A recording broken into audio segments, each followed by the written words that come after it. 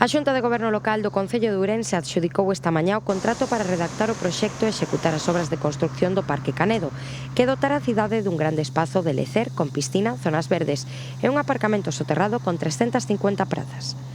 Trátase do interior do Rueiro formado polas rúas San Rosendo, San Froilán, Avenida das Caldas, Avenida de Basilio Álvarez, Victoria Kent e Xesús Pousa Rodríguez, no barrio da Ponte.